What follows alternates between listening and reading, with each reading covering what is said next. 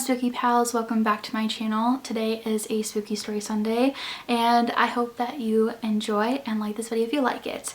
So for today's video I wanted to bring it a little close to home, a place that I've both explored and researched numerous times with my friends and by myself. Just this place is so fascinating to me, and it is the Anoka State Hospital located in Anoka, Minnesota, also known as the Halloween capital of the world. Anoka owns up to its name as Halloween capital of the world because many places, buildings along Main Street and also the insane asylum have been known to be haunted. Even my church is haunted, and I experienced many different things while gallivanting around the streets of Anoka, and I've heard many stories time and time again. But today we're going to be focusing on the hospital, or used to be hospital, and the occurrences that have happened there. Anoka State Hospital, also known as the Anoka Metro Regional Treatment Center, is an old mental health facility. The original complex closed its doors in 1999 and residents were transferred to a different health facility. The buildings and property were given to Anoka County to use as the county workhouse and as office buildings, and also the treatment center. I think that some rehab goes on there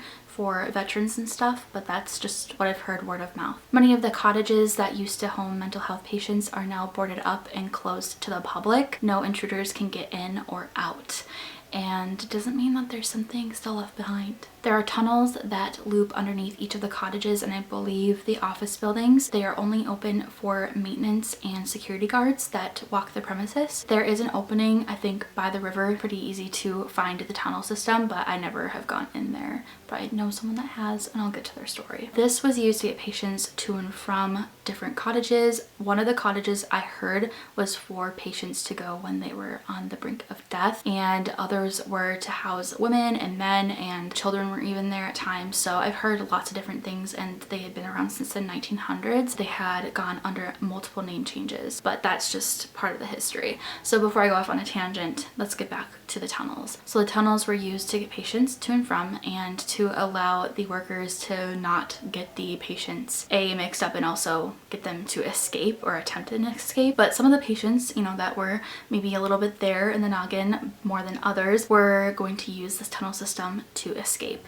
And of course, why wouldn't they want to escape? I've heard that they were treated very badly, and that's why there's a lot of unhappiness and really kind of negative energy that is correlated with this property. And every time that I go around there, I definitely feel a little funky, not gonna lie. They would still try to attempt an escape off the premises, and since the tunnels are very dim lit and hard to navigate, a lot of the patients that did try to escape would get frustrated and hang themselves from the pipes, which is really, really sad and heartbreaking because a majority of the patients there are now buried on unmarked graves and they're just numbers. So it's really, really sad that that has happened. One former employee decided to adventure down there and investigate for themselves, and they had a recorder which was later collected and had a very clear warning on it to get out from someone who was definitely not in the group of explorers. Other visitors report hearing laughter and whispers from the tunnels where people reportedly used to attempt their escape. From a neighbor of mine that used to work for Plunkett's, which is a pest control business, he had to go into the tunnels and take care of a rat problem that they had, and he told our family that he heard footsteps behind him. He felt like someone was watching him or following him, and he heard whispers, and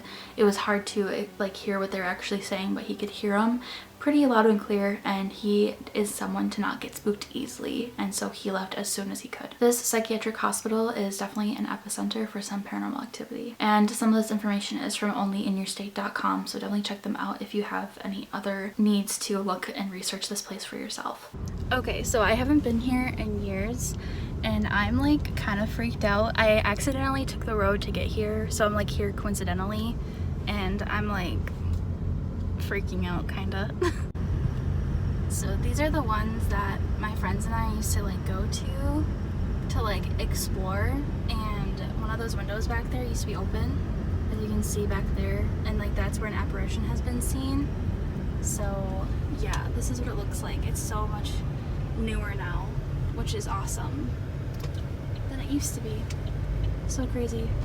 Other reports from this palace of spookiness say that there are cold spots, shadows, and whispers heard throughout the buildings, but the tunnels remain to be the most haunted spots of them all. In 2014, it was said that the rest of the buildings would be used to house homeless veterans, and I saw that this wasn't actually going to happen, and in 2016 they decided to demolish all the buildings, but that hasn't happened yet. And when I drove by today, they actually are becoming homes for homeless veterans, which is amazing. I don't know how many rooms are in each cottage, but I think I saw like some of them were named after people, so I think that's really great because I know that there are quite a bit of homeless veterans throughout the states. And I found some of the information also from MinnesotaHauntedHouses.com. So now for my personal experiences exploring the place, I have gotten the feeling of I shouldn't be here, and many other people have the same feeling too. I have this vivid memory of walking. I used to explore there a lot with my friends when I was in high school because it was just like the thing to do.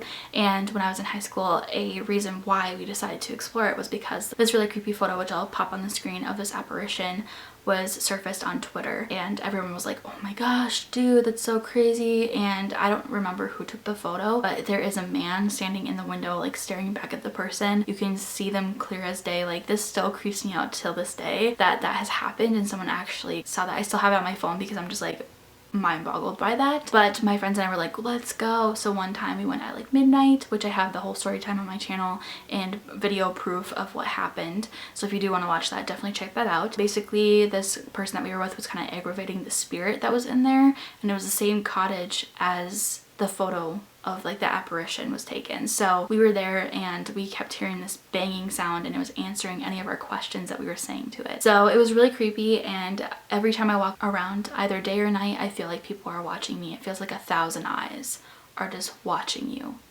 go back and forth. But to say the least, this place is definitely haunted. It has its experiences. Many people have different experiences here. And if you have any questions or you want to research it for yourself or you know about it, definitely leave a comment down below. And leave a comment down below what kind of video you want to see next for Spooky Story Sunday. I'd love to know. I'll see you in the next one. Bye!